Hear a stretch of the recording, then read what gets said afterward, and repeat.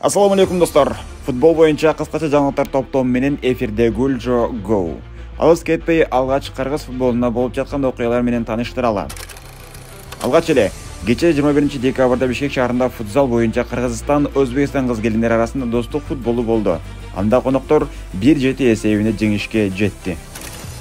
Ал эми жаштар курама командабыз тагыраагы Ю-20 жаштарыбыз окуу машыгы жыйындарын башташты. Сергей Пучков баштаган ак шумкарларыбыз жалпылай ысык көлдө окуу жыйындары уланып жаткан жана ошондой эле жакынкы айларда Азия кубогуна бараарын эскертип кетели.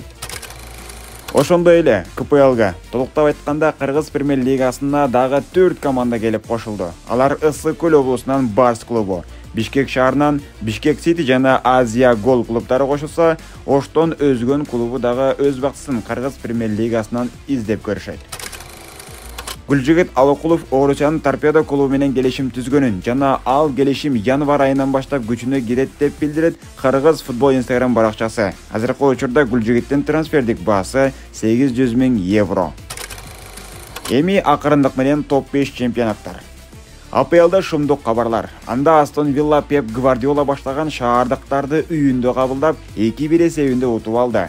Бул үч упай менен Унай Эмери шакирттерин турнир жадыбалда 5-орунга алып чыгып, Ситини 6-орунга түшүрүп жиберди. Негизи эле камбек кылат деп күтүп жаткан Манчестер Сити акыркы 12 оюнда болгону 1 эле жеңишке жетти. Бул дегени команда Титаникте эле лиганын түбүнө карай чөгүп жатканын туюндурат. Байкош Пеп Гвардиола ойлоно берип чачыдагы калбады.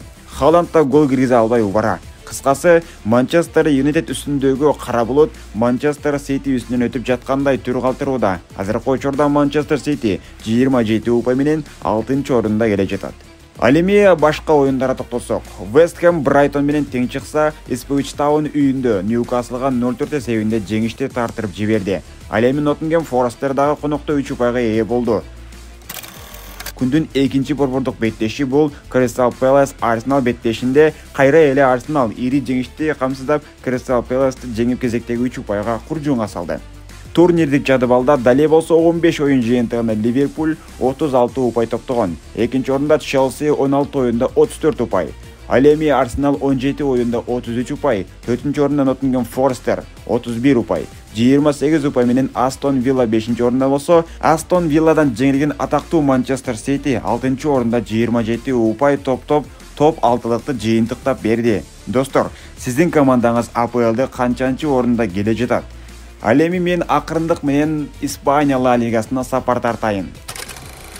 Селта Реал Сосьедадты 2-0 эсебинде, Майорка Хетафени 0-1 эсебинде, Жирона Вальядолидти 3-0 эсебинде жеңишип, керектүү 3 упайларын куржуңга салса, андан кем калбаган Атлетик Билбаода конокто Асасунаны жеңип кайтты. Ал эми Испаниядагы борбордук беттеш каталондук Барселона менен Мадридтик Матраслар тагыраагы Атлетико Мадрид.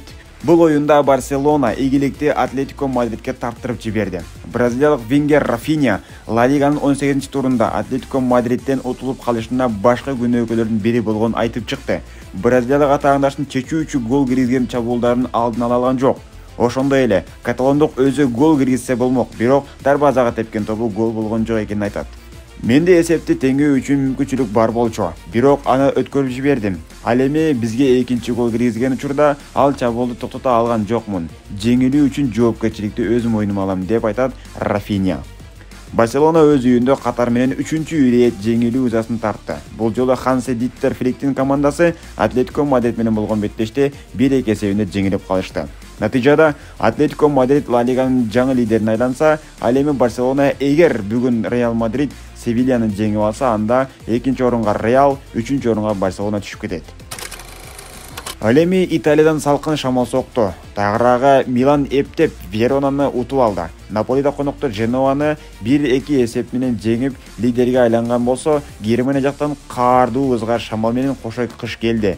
Анда Бавария Мюнхен үйүндө Лейпцигти 5-1 эсебине жеңип ташталканын чыгарган болсо, Байер Леверкузен дагы андан кем калышпай Фрайбургту 5-1 эсеби менен жеңди. Кыскасы, Бундеслигада немес машинасынын ээси анык боло элек, бирок талапкерлер саналуу гана. Жаңылыктардын аягында кызыктуу жагдай. Тагыраагы кечээки оюндарда Бундеслига алкагында 3 оюн 5-1 эсеби менен жыйынтыкталды жана баарында үй ээлери уткан. Ал эми АПЛда тескерисинче. Арсенал конокто Кристал Пэластын кристалдарын чачып салды. Кечээ эле Кубок лигиде 3-2 эсебинде уткан эле. Бул эки оюнда Габриэл Жесус 5 гол жаратты. Ушул жана ушундай кызыктуу жаңылыктар менен Гүлжөгөө кызматыңыздарда болду. Келерки жаңылыктарда амандашканда сак болуңуздар.